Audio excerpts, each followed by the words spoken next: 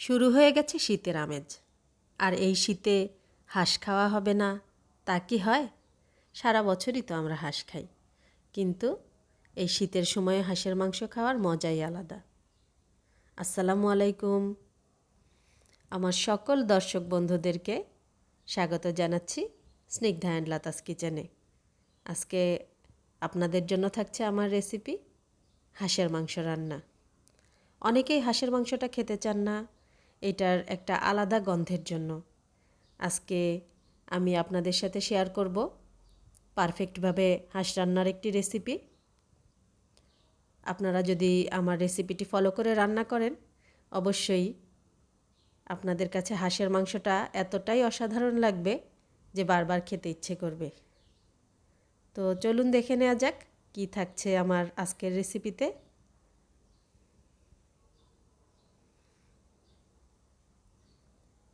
হাঁসের মাংস রান্নায় আমি এখানে নিয়েছি 2টি বড় সাইজের হাঁস, প্রায় 3 কেজি পরিমাণ মাংস হবে।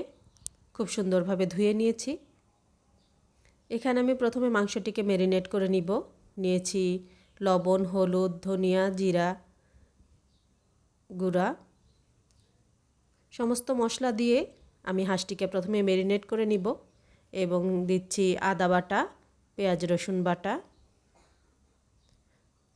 প্রথমেই যদি হাঁসটিকে এভাবে কিছুক্ষণের জন্য ম্যারিনেট করে রেখে দেওয়া হয়, মাংসটি খুবই পারফেক্টভাবে হয় এবং খুব সফট হবে মাংসটা। আমি সব মশলা মেখে 20 মিনিটের জন্য ম্যারিনেটে রেখে দিচ্ছি। চুলায় প্যান বসিয়ে 1 কাপ পরিমাণ তেল দিয়ে দিচ্ছি 2 কাপ পরিমাণ পেঁয়াজ কুচি।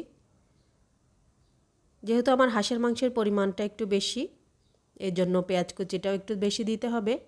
আর এখানে আপনাদের জন্য আরেকটি টিপস থাকছে, হাঁসের মাংস রান্নায় মশলাটা একটু বেশি ব্যবহার করার চেষ্টা করবেন, তাহলে পারফেক্ট স্বাদটি আসবে। দিয়ে দিচ্ছি স্বাদমতো লবণ, যেহেতু আমি একটু লবণ দিয়ে ম্যারিনেট করে রেখেছিলাম। এখানে আপনাদের জন্য আরও একটি টিপস শেয়ার করছি। গোটা মশলাগুলো সবসময় চেষ্টা করবেন তেলের মধ্যে দিয়ে দেওয়ার জন্য, তাহলে এই মশলার যে ফ্লেভার সেটা পারফেক্টভাবে বের হয়ে আসে। পেঁয়াজটিকে নেড়েচেড়ে হালকা ব্রাউন হওয়া পর্যন্ত অপেক্ষা করছি। পেঁয়াজটি যখন ব্রাউন হয়ে আসবে তখন দিয়ে দিচ্ছি 1.5 টেবিল চামচ পরিমাণ আদা বাটা, 1.5 টেবিল চামচ পরিমাণ পেঁয়াজ এবং রসুন বাটা, 1 চামচ হলুদের গুঁড়া,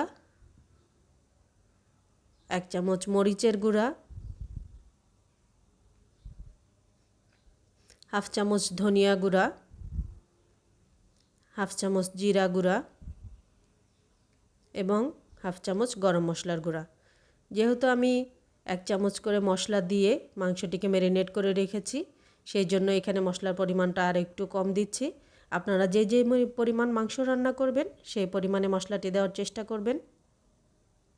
আমি এখানে সামান্য পরিমাণে পানি দিয়ে মশলাটিকে খুব ভালোভাবে আগে কষিয়ে নিচ্ছি। যে কোনো রান্নার মশলা কষানোটা খুবই ইম্পর্ট্যান্ট। এটা যত পারফেক্টভাবে কষানো হবে, আপনার রান্নার স্বাদ ততটাই বৃদ্ধি পাবে। আমি যে পানিটি দিয়েছিলাম সেই পানিটি শুকিয়ে যখন এরকম তেল উঠে আসবে, তখন ম্যারিনেট করা মাংসগুলো আমি এই মশলার মধ্যে দিয়ে দিচ্ছি। মশলার সাথে মাংসটা প্রথমে খুব ভালোভাবে নেড়েচেড়ে মিশিয়ে নিব। আপনারা হাঁসটি অবশ্যই চামড়াসহ নেওয়ার চেষ্টা করবেন, কারণ হাঁসের চামড়াসহ নিলেই হাঁসটি খাওয়ার সবচেয়ে বেশি সুস্বাদু হয়। হাঁসের চামড়াটি ফেলে দিলে এটার যেই ফ্লেভারটা থাকে সেটা অনেকটাই নষ্ট হয়ে যায়। সেজন্য সুন্দর করে ড্রেসিং করে চেষ্টা করবেন হাঁসের চামড়াসহ নেওয়ার জন্য। এবং হাঁসটি হালকা গরম পানি দিয়ে যদি ধুয়ে নেন, তাহলে এটার উৎকট আর কোনো গন্ধ থাকবে না, খেতেও খুবই সুস্বাদু হবে। আমি হাঁসের মাংস রান্নায় এখানে কোনো পানি এখনও ব্যবহার করিনি। মিডিয়াম লো আঁচে রেখেছি এবং আস্তে আস্তে হাঁস থেকেই এই পানিটি বের হয়ে এসেছে। এবং এই মাংস থেকে যে পানিটি বের হয়েছে, এই পানিটি দিয়েই আমি হাঁসের মাংসটিকে খুব ভালোভাবে কষিয়ে নিব। এখানে দিয়ে দিচ্ছে 1 চামচ পরিমাণ গোলমরিচের গুঁড়া। দেখুন মাংস থেকে যে পানিটি উঠেছে সেটি দিয়েই আমি হাঁসের মাংসটিকে কষিয়ে নিচ্ছি। এবং এটা অবশ্যই লক্ষ্য রাখবেন, হাঁসের মাংস যত বেশি ভালোভাবে কষানো হবে মাংসের স্বাদ তত বেশি গুণ বেড়ে যাবে। আস্তে আস্তে যে পানিটি বের হয়েছিল সেই পানিটি শুকিয়ে আসছে, আর রান্নাটা আমি মিডিয়াম লো আঁচে করছি। এখন আমি এখানে দিয়ে দিচ্ছি হালকা কুসুম গরম পানি। হাঁসের মাংস যেহেতু একটু শক্ত থাকে, সিদ্ধ হতে একটু সময় নেয়। কষানোর পরে আমি পানি দিয়ে দিয়েছি সিদ্ধ হওয়ার জন্য। আমি এখানে কয়েকটি গোটা রসুন দিয়ে দিচ্ছি। রসুনগুলোকে এভাবে গোটাল রসুন উপর থেকে হালকাভাবে ছিলে নেবেন, কিন্তু যেন কোয়াগুলো খুলে না আসে। এটি দেখতে যেমন চমৎকার লাগে, খেতেও অসাধারণ লাগে। এভাবে মুরগির মাংস বা গরুর মাংস যে কোনো কিছুতে এভাবে রসুন দিয়ে খেয়ে দেখবেন, খেতে খুবই ভালো লাগে। আর রসুনটি তো উপকারী, আবার ফ্লেভারটাও বেশ লাগে। আস্তে আস্তে ঝোলটি যখন শুকিয়ে আসবে, এরকম মাখা মাখা ভুনা হয়ে যাবে, তখনই বুঝে নেবেন যে আপনার পারফেক্ট হাঁস রান্না হয়ে গেছে।